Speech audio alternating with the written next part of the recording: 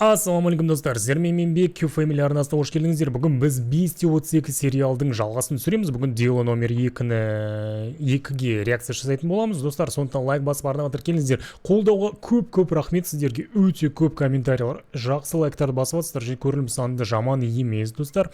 Сондықтан дәл солай, сол қарқынмен қолдап жіберсеңіздер, алса келесі серияны тезірек шығаруға тырысамын. Кішкене интернетпен проблема болды.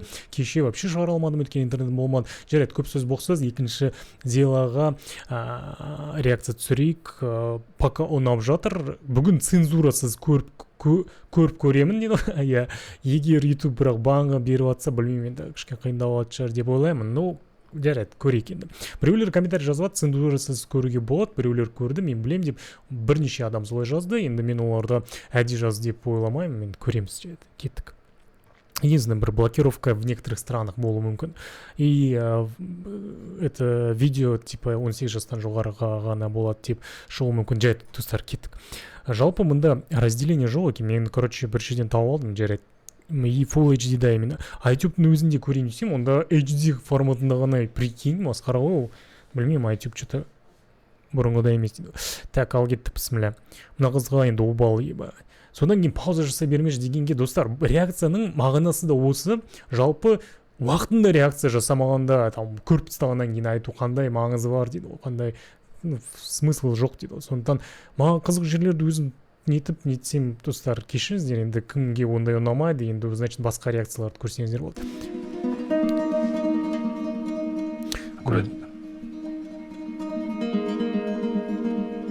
На музыка кішкене Last of Us-тың есіне түсіп кетті.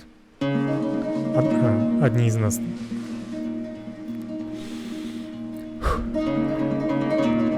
Соңғы жандар.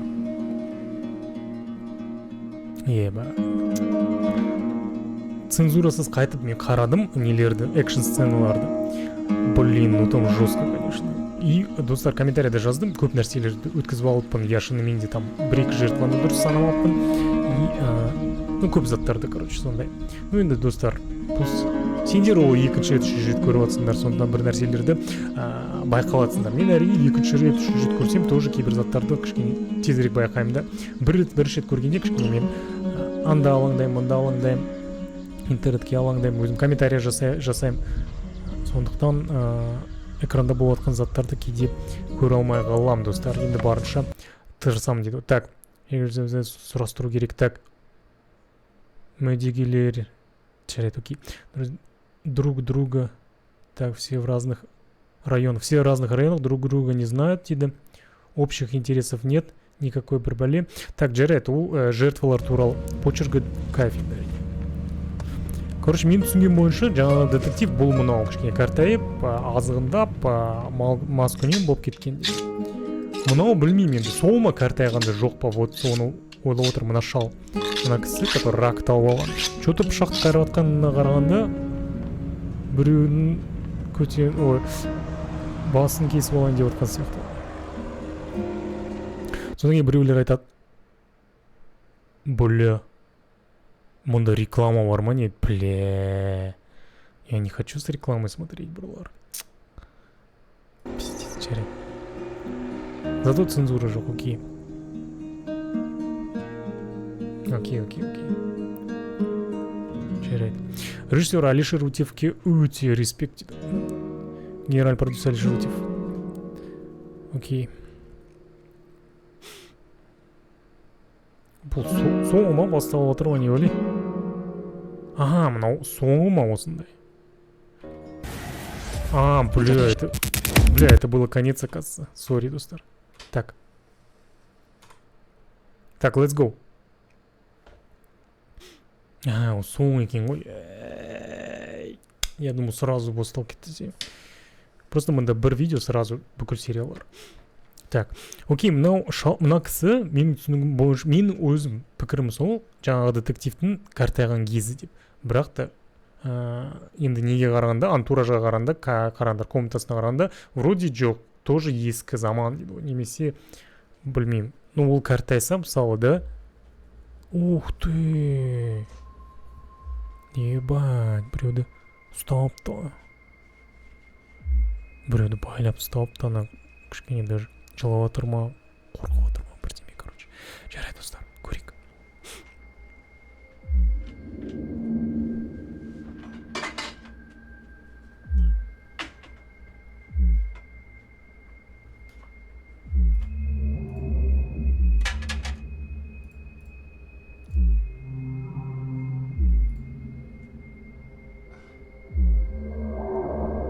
Бля, мынау маньяк екен ғой, оказывается.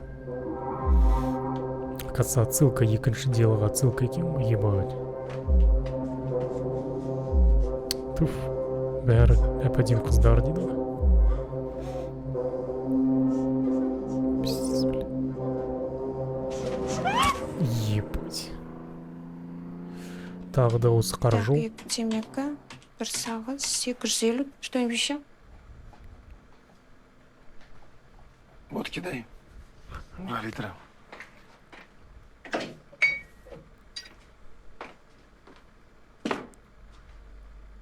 Классический кемпинг. А пиво есть нулевка? Нулевка.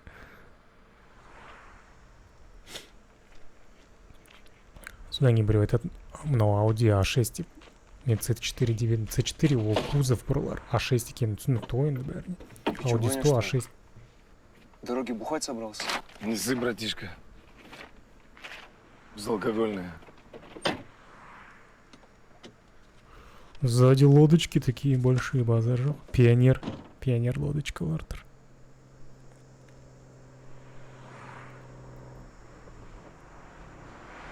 Бір фара с чем отыр ма, че?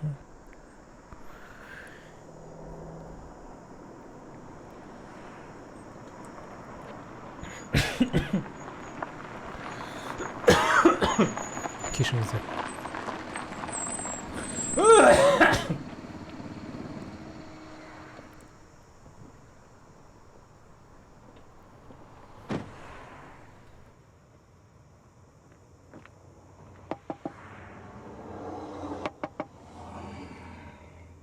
Просыпаемся.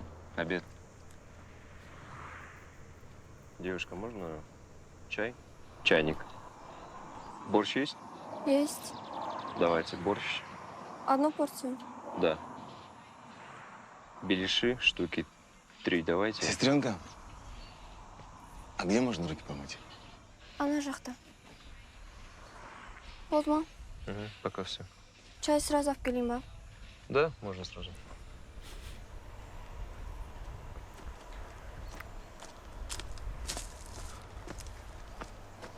Хороший кадр.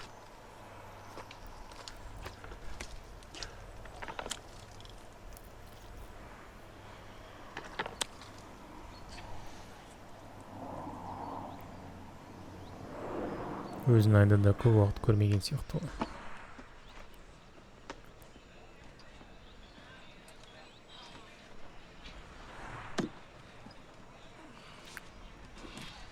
Заказу.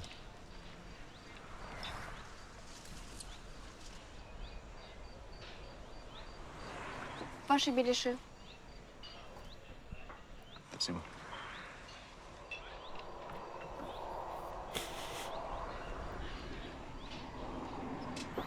Да ты чё?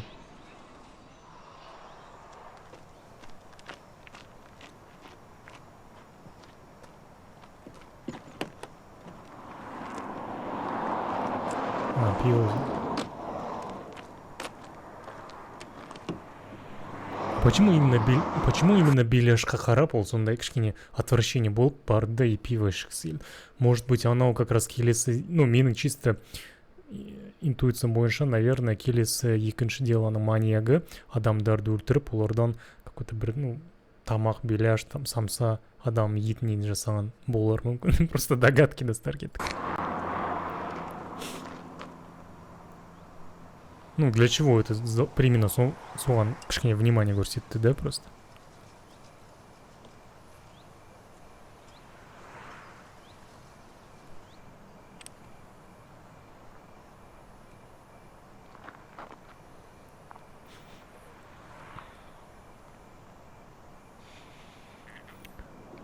Балтика нулевка дейсің.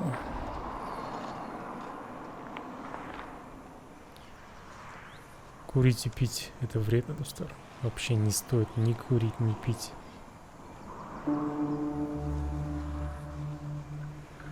Так, заманивал к себе домой, давала водку. Как понять? Это женщина? Беляш и человеческого... Блин!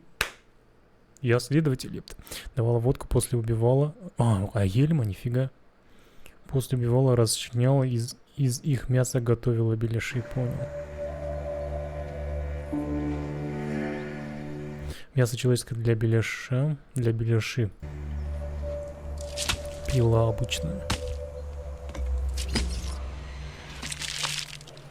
Мясо и мясные блюда. Уф, кәдімгідей кулинарный несі бар, да?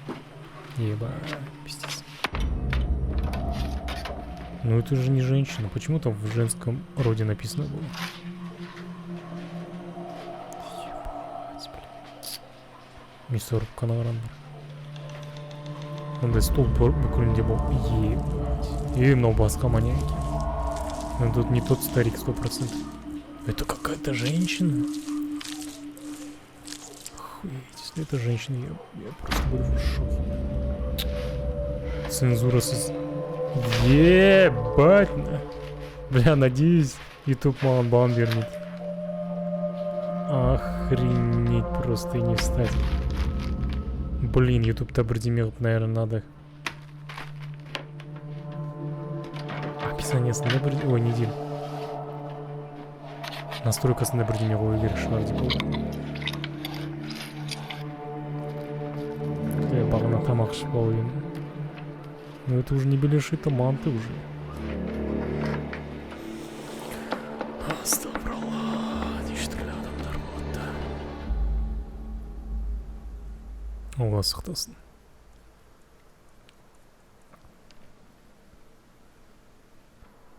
Флешбэк. Так, Асинова Меруерт жарасқызы. 66... Вот, смотри, достар, 92-ші жыл. Мне точно попал, да, примерно? 92-ші жыл айттым ғой, примерно 92 деп. Мен 87 жылы тудым, яғни 5 жасында сүндетке отырғызды мені. И вот сол кезде, как раз мен айттым ғой, рубльдар жинап и теңгеге ауысып кетті. И как раз 15 теңге деген кезде мен түсіндім, 66 жылға ебать. Кейбіреулер папа-мамалар мен бірдей шығар. Касенова Меруерт жарасқызы. Жатқан жер жайлы болсын, естимін. Бірақ странно, бұрын постсовет үкіметінде, постсоветский заманда обязательно фотоларды қоятын тасқа. Қазір ол, короче, ну, исламға қарама-қайшы болғандықтан қоймайды көбісі. Ал совет үкіметінде как раз таки бәрі обязательно фотоларын қоятын.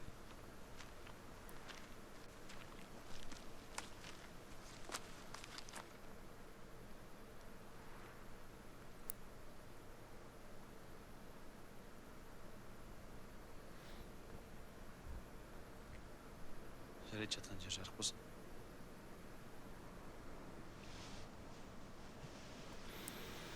Амин.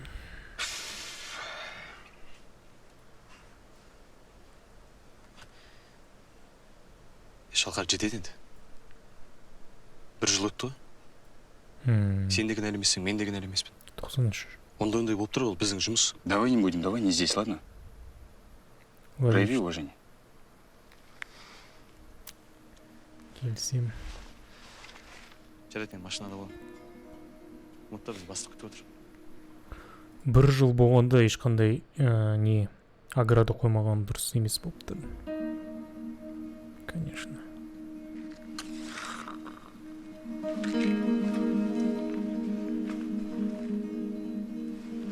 Сол заманда шынымен де барлығы темекіні прям қатты тартатын.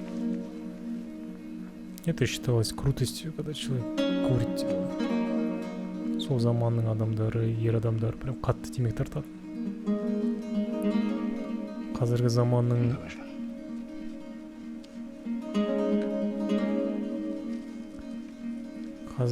дерті ол вейп қой, вейптар.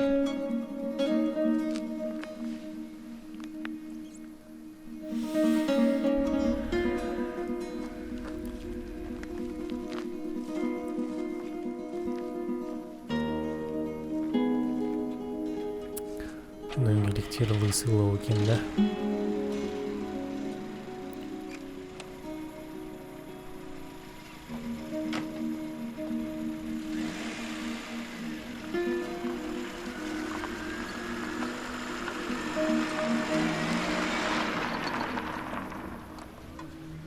Уф. Чимешки. Бля, пиздец, она реально беляши на улице продает. Сәлеметсіз тәте. Қайсы? Мына актрисаны. Белеші қаншадан? 2 теңге. Біреуін беріңізші. Мына актрисаны білемін ғой вроде. Тиктокта бірдеңе түсіретін. Вроде она комик. Ай, ас болсын. Семішке қаншадан? Стақан 1 теңге. Онда маған бір стакан беріңізші. Карман или кулек. Салам. Карман или кулек в натуре. Бұрын солай сұрайтын. Еба. Прям есіме түскен. Мен просто өзім базарда тұрып семішке сататын. В карман или в кулек деп. Прям классический такой вопрос был.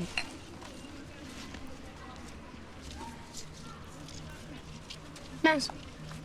Рахмет тәте, жақсы. Еще ондай тема. Шемішкелерде обычно бабушкалардан алмайтын. Неге дейсіздер ғой? Мынандай тема бар. Бабушкалар обычно аяғын қыздырады да, шемішкені не деді ғой, короче, жарить етеді ғой. Вот когда жарит семечки, сонда бабушкалар аяғын қыздырады сразу жаркадан кейін. Содан кейін бабушкалардан аса алмайтын, короче, бұрын. Сондай тема бар. Кім біледі чат? В районе школы Карла Маркса пропало уже 10 мужчин при загадочных обстоятельствах. Все пропавшие обычные работяги, к бандитским разборкам отношения не имеют. Так что дело переходит к вам. Тебя что, блядь, это не касается, что ли? Или тебя уебать, блядь, шапалахом, блядь? На субтитры. Извиняюсь, товарищи. По делу, как всегда, нихуя нет. Давайте рассудить. Так точно. Есть. Мен мазламаңдаршы. А, Мен селектор. Жүргет. неме? Как всегда, нихуя нет. Мене дейді. Давайте рассудить. Так точно. Есть. Мен мазламаңдаршы. Мен селектор. Мен. Жүргет. Мен. Себе почему не дейді. Бля, тут какой-то бермудский треугольник, нах. Не за что зацепиться. Там одна школа и завод все. Попов, 53-го года рождения, слесарь 2-го разряда. Айпаев, 49-го года рождения, сторож на фосфорном заводе. Жумаделов, 55-го года рождения, учитель географии и так далее и тому подобное. Никакой связи между пропавшими. А чё? Придется допрашивать. Заебали вот эти вертики, нах. Да ладно, интересно, что ли? Поехали. Красавчик. Поехали, поехали.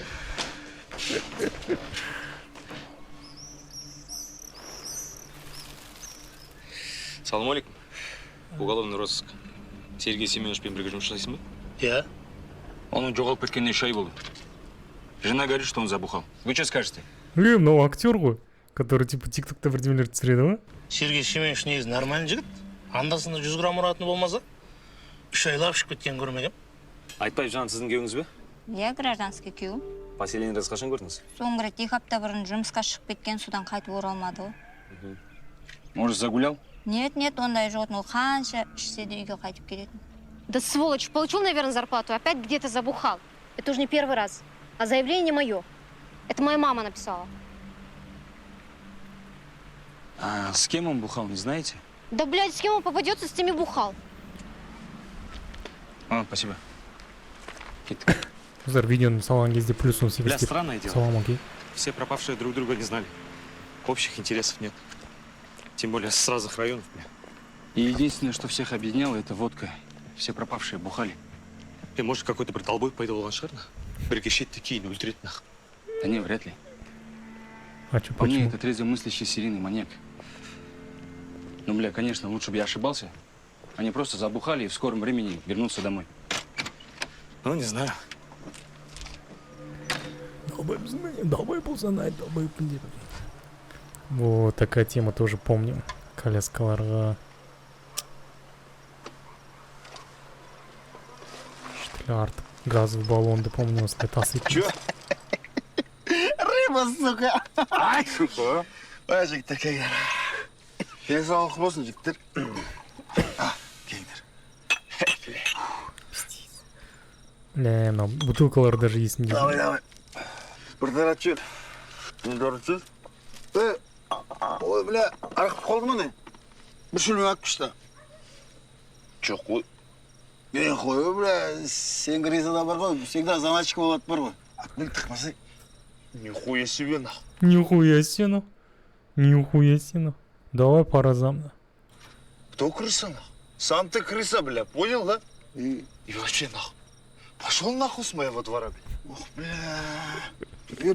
Пошел в жопу, блядь. Бля. Нормально отырдық. Кете берсінші, нахуй. Че, өзім звонимыз. Давай, тарт. Классик. Долбоёбы, блядь. Сука. Ебать, это что такое? Ебать, это что? Узнай, потерлер болды ма не? Что-то как будто андай не декорация сияқты просто. Құрсын бесін зірген.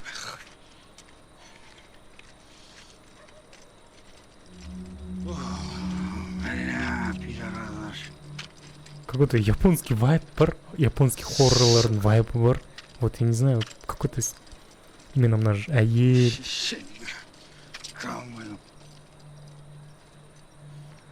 Камера тоже стабилизационная делает, чтобы дрожание рук тоже прикольно. Не? Водку будешь? Не понял, ах. Чё? Арақ ішесің ба деймін. Ну, девчонка переигрывает чуть-чуть. Давай. Не здесь, у меня дома. Чуть-чуть переигрывает. А ты с кем живешь? Одна. Пошли.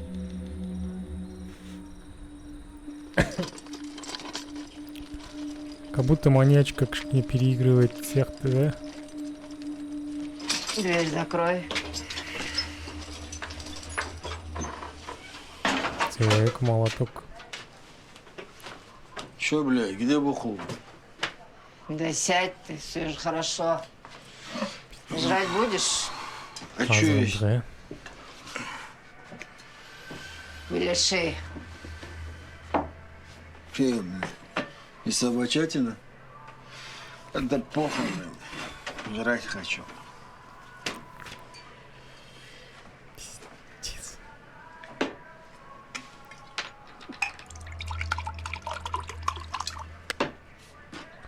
Граненый чисто.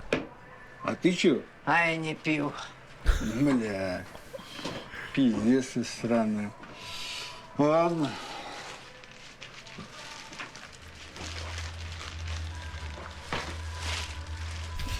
Еба, анау ғой сигма бар ғой.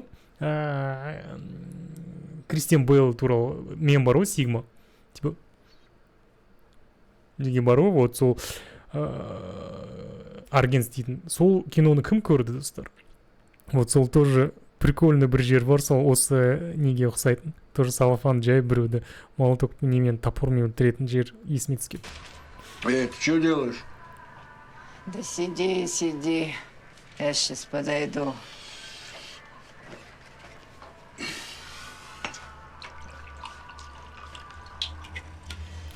Ну это уже, да, Ну, это уже давай. расстройство. За светлое будущее. Что-то удар нереалистичный, если Ну. честно. Давай. За светлое будущее. Нету толчка. Где вот это? Это же тупой предмет. Если бы острый предмет, и то был бы какой-то толчок. Тем более басом джарным, у меня шрам, я знаю, что такое. Типа. Где удар? Вообще не чувствовался. Небо. Ну это пиздец, конечно.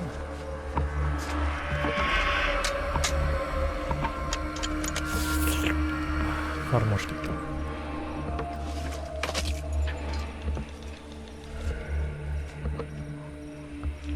Ну, Ахтус.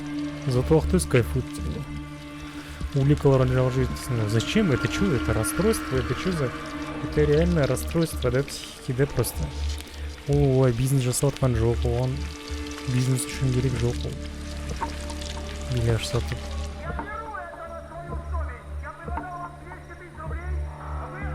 Поле чудес. Еба, поле чудес. Но телеканал екен, горизонт сияқты бірдеме шығар, да? Октавия, горизонт. Бля, өзді жейді екен ғой. Бля, каннибал екен в натуре, да? Пиздец, каннибал екен. Өзді жейді екен. Ебануться можно.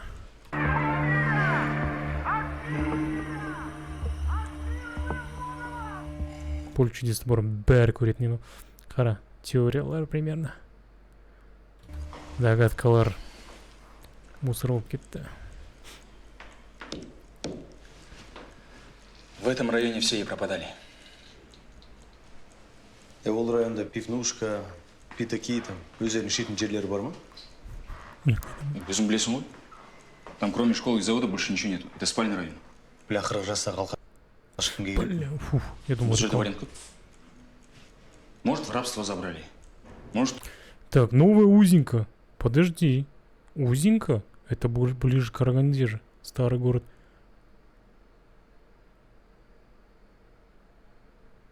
Эй, мынау Қарағандыда болып отқан зат па не? Міне зеленая балкада мен туғам. Подожди. Хера себе. Подожди. Это Қарағанды теперь Алматы емес. Қарағанды ма сонда? Мынау сонда следовательдер бүкіл Қазақстан бойынша жасайм, а не? До этого была Алматы. Смотри, ну это вот, Майкудукта мен тұрдым. Новая зеленая балка, да, тұрдым. Майкудук, вот смотри. Новый Майкудук. Так, это новый город, так, но старый город. Новая Узенька, ол Теміртау жаққа, Прихан жаққа қарай. Тихоновка, Қарағанда, Ебать, шахталар. Кім Қарағандыдан, достар? Но біздің, емін, дачалар. кто-то убил и закопал. В районе все и пропадали. Так, где он, где показывает? Мне кажется, а там... Бля, я Қарағанды білем ғой? Ну, есть Қарағанды білем бірақ. Так, здесь непонятно где что, да? Ебать. В этом районе все и пропадали. А қалай олар Қарағандыда жұмыс істеген? Қарағандыда өздерін следователь. Ол районда пивнушка, питаки, өздерінің ішетін жерлері бар ма? Өзің білесің ғой? Там кроме школы и завода больше ничего нету. Это спальный район. Бля, қырық жастағы алқаш кімге керек? Бұл жерде вариант көп. Может, в рабство забрали. Может, кто-то убил и закопал. Сектанты, сатанисты. Я не знаю. Бля, ну тут рабство точно отпадает. Украсть 40-летнего мужика без свидетелей, это вообще фантастика, вот? Ну тогда убийство тоже отпадает. Ни следов борьбы, ни места преступления, ни тех же свидетелей. Они как будто просто испарились. Если их объединяет бухло, я же говорю, братан, онда өздерімен бірге ішкен адам өлтірген. Да нет, ты чё? В пьяном состоянии убить 10 человек, не оставив следов, невозможно. Хотя бы в одном случае он прокололся. Логично. Бля, білмеймін оны.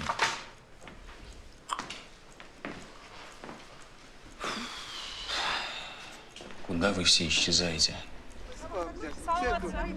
МТФ.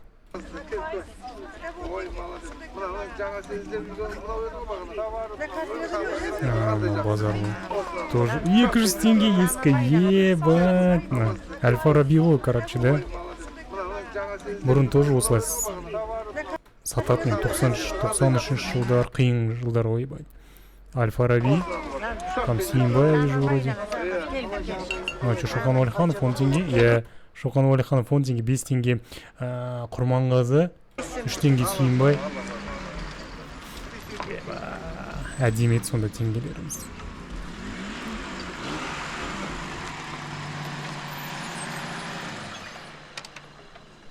Брека. Бля, на жерде не істейміз, Не знаю, давай просто осмотримся. Только у вас вот так форточки открывались, да, наверное? Москвич тогда тоже. Прикольно, форточкалар ашылатын, да, негізі? Мне кажется, вообще не маньяк убивает. Почему? Может, они сами пропали? Загуляли, уехали в другой город. Ты же видел их женных? Капец они шкинявые. Я бы тоже от них убежал. 2 из них не были женаты. Ну, трое из пропавших увлекались рыбалкой. Может, утонули где-нибудь? Реки у нас мелководные. На озере нет течения. Тела бы их сразу нашли. Может, это, как в сериале, есть же, секретный материал. НЛО забрал. Бля, Думан, давай серьезно, а? Заебал уже. Ладно, все, успокойся. По идее, вообще я жрать хочу. Башка вообще не варит. Билешиндер, билеш. Қарандар, Волга, ебать, Волга или Чайка ма? Есть Волга, ой, ебать. Или Чайка ма? Ну, Чайка, по-моему. На таких Чайках только ездили крутые, брон. Или Волга ма, достар? По-моему, Волга, да, или? Сәлеметсіз бе? Есть что-нибудь пожрать? Нахатын негізі кішкене не, да? Андай, японский бір аниме, японский бір какой-то хоррорлар түсіретін көп көріп қойған ба, бірақ навряд ли. Беляши по 2. Шемишке 1 тенге. Дайте нам Карман или стакан кулек? семечки, потом 2 беляша. Бұрын бүкіл жерде шағып, мусор тесе беретін шемішке, вот сол минус болады. О, кассеты, еб. Қарандар. Это, бірақ я бұрын 90-шы жылдар куда только не пихали голых женщин дейді ғой. Даже ручкалар болатын, былай айналдырасың, ол голый от, былай қыласың, ол киінет, короче, былай. Голый әйелдер, западный әйелдер, как раз 91 все, Советский Союз бітті, демократия, ау, бәрі хлынуло дейді ғой, столько всего, весь разврат, все. Весь шоу-бизнес, западные ценности, все полились. Так, что за мной?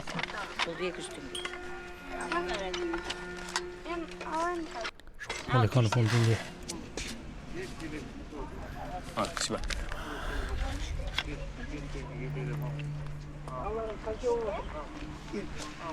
Бля, неужели беляш ты жив? А будешь? Давай.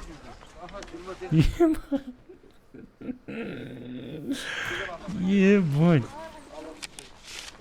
Ебать. Может, это? Сделал Архив поднимем, а? Сделал слайджи, похавалась. За что зацепиться вообще? Как минимум Нам каши. нужно поднимать архивы тех, кто ранее привлекался за рабство, за похищение людей, серийные убийцы, убийства на алкогольной почве. Я Шалқар, ол жұмысын бізге дохуя болады, білесің оны? А, да?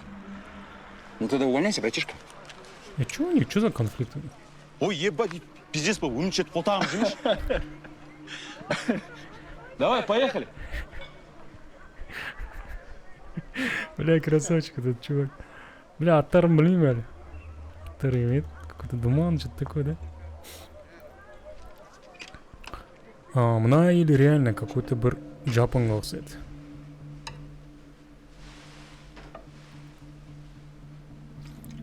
Ну, вот это вот настоящее искусство деген. Фотоискусство деген осы.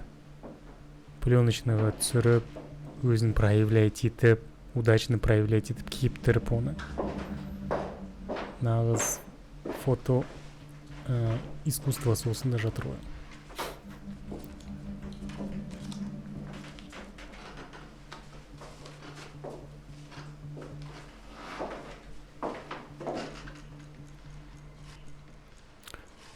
Ну, бля, мына сериалды... О, Шалқар, бергеш. Из этих всех кучи, нахуй, нам подходит только 4 дела. Амирхан Ғабдуллин, возьми. Ішіп алып әйелін өлтірген, енесін өлтірген. Түнде подъезден теланы шығарғанда құдыққа лақтырып жүрген. Шірген теланың барлығын 2 аптадан кейін бірақ тапқан. Мен бұл вариант емес, 21-ші декада отыр. Керек, өсіне. Рабиға Мусина. Муж бухал, избивал, шыдай алмай күйеуін өлтірген. Расчленила, как положено. Өзіңгі лақтырып жүрген. Бірақ енді бұл да вариант емес. Психушкада жатыр. Әкел. Енді қара. Мынау интересный тип. Геннадий Орлов. В разное время убил от 3 до 5 собутыльников, расчленил и закопал. 3 эпизода были доказаны. Он 8 жылға кеткен. Ну, смысл есть. Знаешь, что прикол? В чем сидят? Недавно у дома босап шыққан. Нихуя себе. Пауда? Угу. Все, поехали. Поехали. Эх, Геннадий. Геннадий Геннадьевич.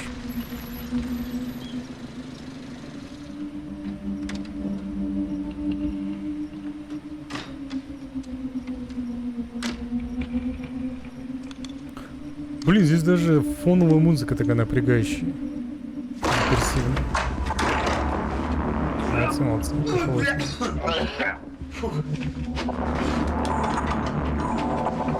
Он давно сдох, мне кажется. Он подох просто. Обычно труп там кинулся на запах.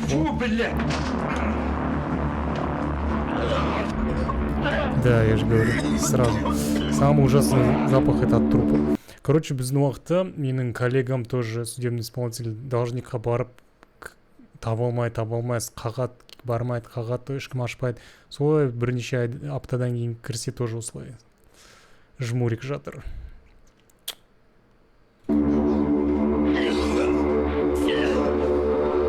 Өзім жауап Эх, Гена. Бля, ну не менты, наверное, носилками забирают.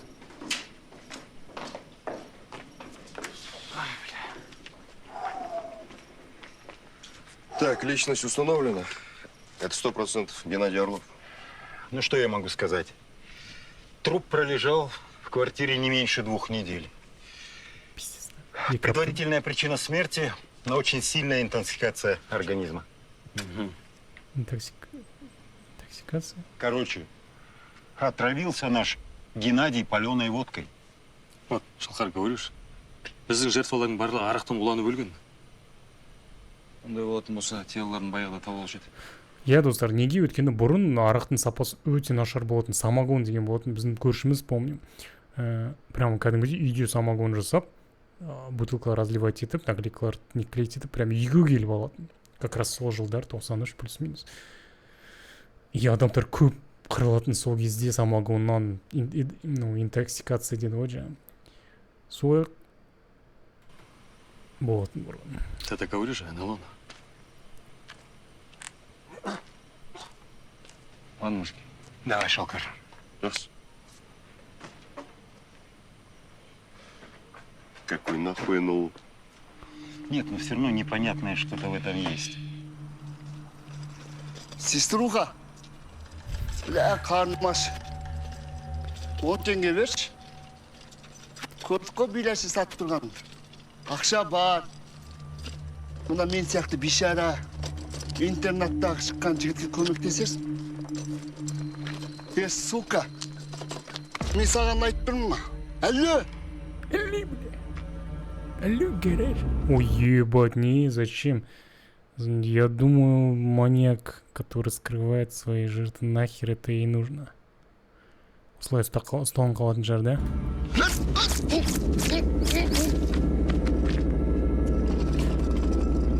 Алло!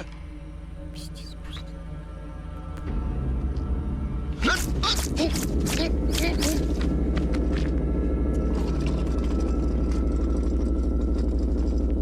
Ну, реально отмороженное. Бля, ну нах... Ты что делаешь? А? Комбар, куда мне? Милиция! Милиция! Это что говорит? Милиция! Бля, ну... Вот так спалиться тупо. Да. Салам алейкум, Шалкар. Алейкум салам, Мара. Что случилось? Братан, ты же просил, если там на районе что-то будет, свистнуть тебе. Ну? У нас мокруха. Там женщина одна, ее пытались изнасиловать, а она в ответку его ножом завалила. Кім түсінбейді жаргон? Мокруха это труп. Убийство. Это убийство. Мокруханы менттер, следовательдер, жалпы судебный система мокруха, ну, в смысле жаргон сондай бар. Мокруха убийство. Ох, бля, нихуя себе. Так, гражданка Жалгасова, познакомьтесь, наш следователь. Там женщина одна, ее пытались изнасиловать, а она в ответку его ножом завалила. Ох, бля, нихуя себе. Так, гражданка Жалгасова, познакомьтесь, наш следователь специального отдела угрозыска. Я капитан милиции Рахим Шалхар. Хотел поговорить с вами по поводу случившегося. Я шла по улице. Он сзади напал на меня. Начал раздевать и хотел изнасиловать. Бля, реально, 93 жыл мынандай лампалар болған жоқ қой? Я испугалась. Светодиод. Сама не заметила, как вытащила нож и ударила его. Нападавшего пробили? Да, пробили. До этого отсидел дважды за кражу и разбой.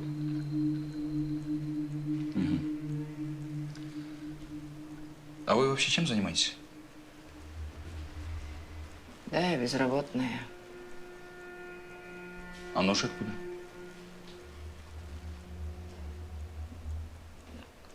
А это его. Бля, вот здесь она спалилась. Ну, если хороший следователь, он бы сразу заострил на это внимание. Ну, кто так скажет? О, ну это его, бля. То есть он угрожал ножом, так? Да. А что сразу не сказали? Угрожал ножом, пытался изнасиловать. Я испугалась. Все потемнело. Поэтому я даже не помню.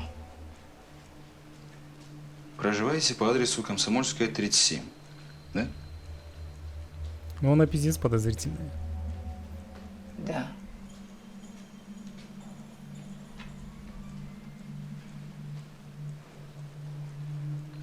Ясно? Хорошо. Спасибо за информацию. Мара? Шалкар, интуиция. Так, гражданка, подождите еще немного. А мы пока карту посмотрим.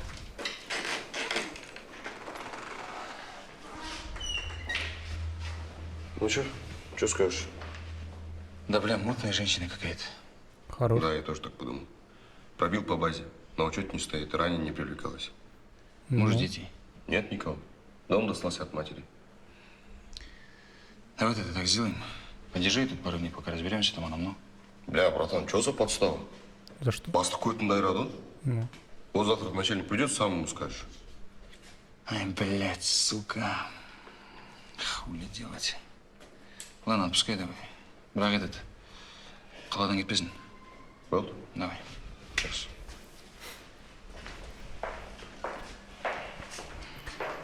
Почему бұрын госоргандардың бәрі голубой цветке боянатын нелер, қабырғалар краскаланады? Неге сондай стандарт болды. Бля, и дома надо убираться. Срочно.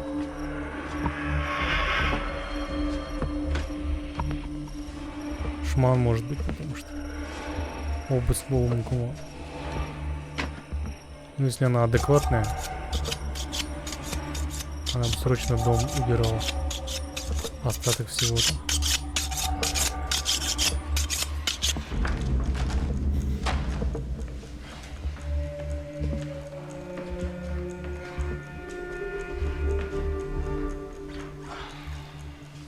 Бля, что я пропустил, а? Что пропустил?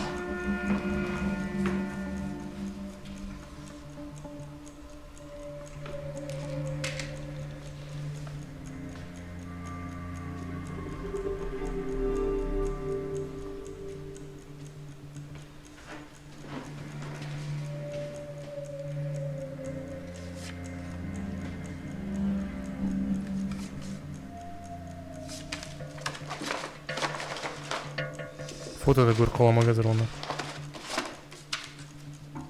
Иә, фото да көріп қалады.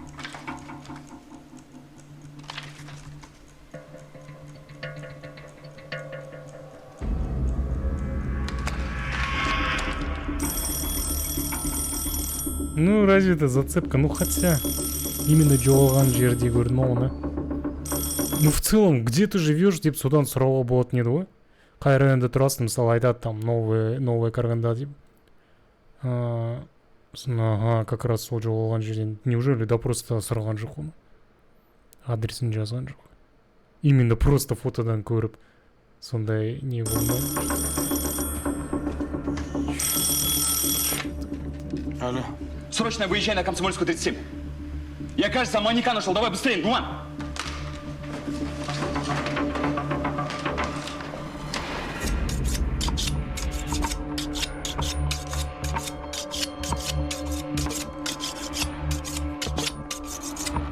Ба у него мачете, бля. Нашел. Бля, бал. Ебать, картон. Ебать.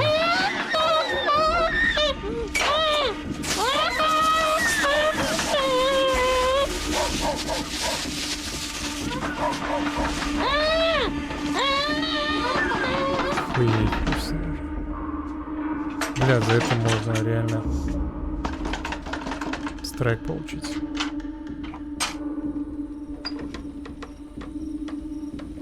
Извиняюсь, что потревожил. Пару вопросов не задали. Позвольте? Задавайте. Бля, переигрывает женщина. Она маньяк только что был таксистер. Прям реально Как-то таксистер. неудобно, может, зайдем? Женщина переигрывает. Ну, давай.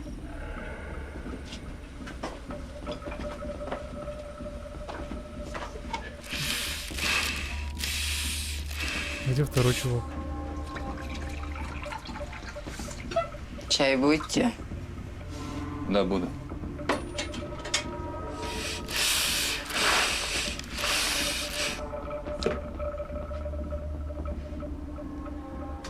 Сахар будете? Можно. Сейчас принесу.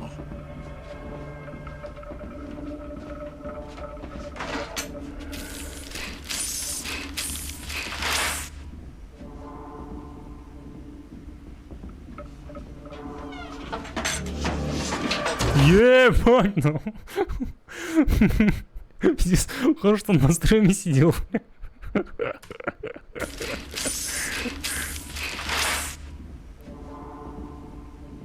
Красавчик Шелкар.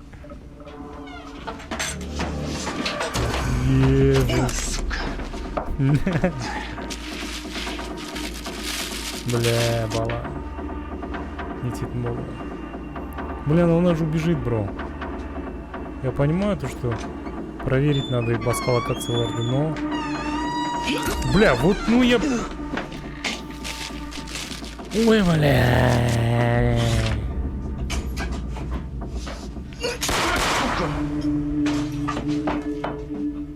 Индийский кидон на голову. Бля, пацан уже этот потерял сознание.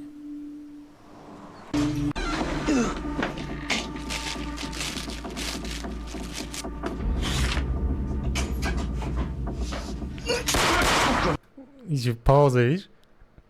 И что за пауза была, когда он топор вверх поднял? Человек так паузами нормально. Только размахнулся, сразу надо было стрелять. Вот здесь чуть-чуть вырезать надо, но монтаж самое.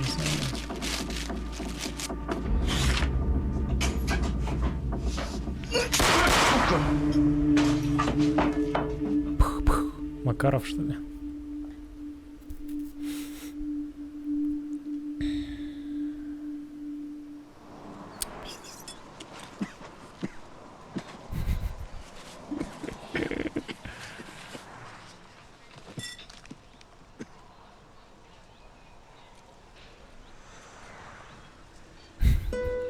Деревянки жир.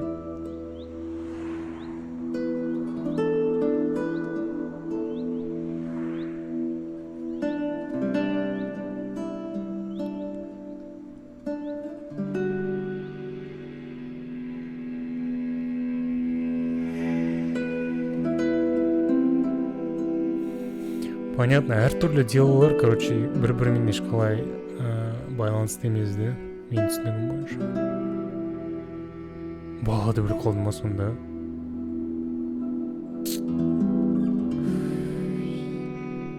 В этом трагедия, понял.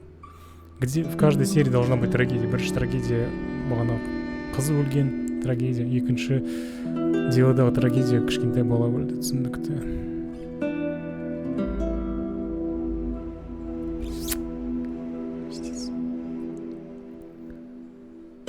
Ну, это ошибка его, пиздец, Шалқар. Бах, уронил, хотя бы наушник кигіз кетпейді ма? Білмеймін, джиппен байлап қолын. Ну, это же логично, пиздец.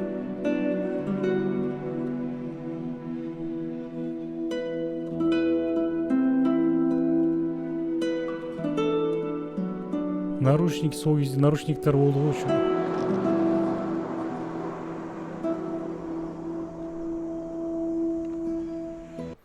андай камерамен түсіріпті, широкоугольный камерамен.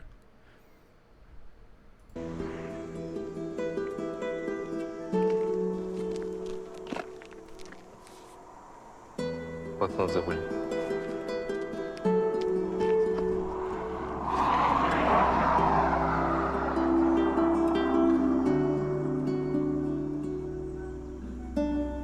Ладно, поехали. Қиын да, следователь болу, органда істеу, жалпы хирург болу, патологоанатом болу, жалпы өте сондай психология тұрғыдан қиын, ауыр жұмыстар. Обычно сондықтан олар кейін көп ішеді, арақ көп ішеді, сондықтан. Я, достар, жаман емес, екінші бөлім тоже сондай қызық, но менің бірінші бөлім сияқты емес, бір өкінішке орай. Бірінші делоға мен где-то оннан 8 балл берем, өйткені ана қыздың кішкене несі, трагедиясы негізі қызық болды. Екінші бөлімі кішкене маньяк, ана әйел прикольно, сондай шармы бар, какой-то японский бір хоррор или корейский бірдемелер шармы сондай бар, японская тема. Но она переигрывала, вот прям чувствовалась пиздец. В целом. А так, шындық, достар, енді шын өмірден алынған деп жазды ғой, біреу, мен шындық керек білмеймін, но егер шын өмірден алатын болсам, әдемі түсірілді, әдемі.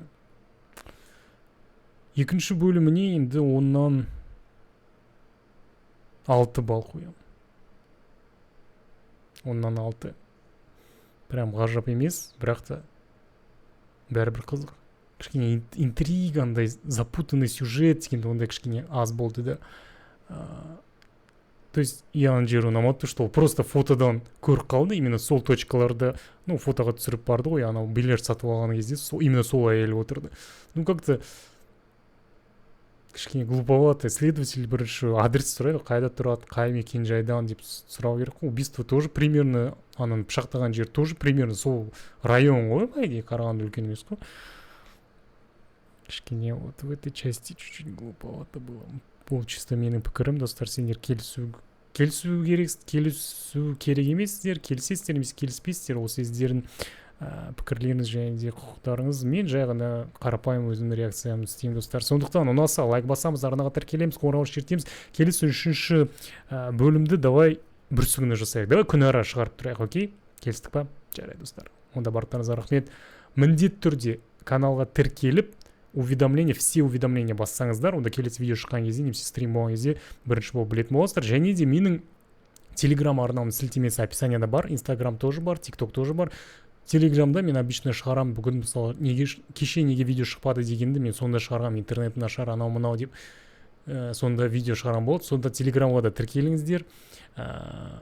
Оған тек қана по приглашению ғана, то есть кіресіздер, одобрение жасаймын, өйткені спамщиктер кіріп кетеді. Сонда достар, барлықтарыңызға рахмет, сау болыңыздар. Пока-пока. Және де Кубру арнасында ертең стрим сағат 19:00-де 10 000 алмаздың прокачкасын жауабын шығаратын боламыз, достар. Сау болыңыздар.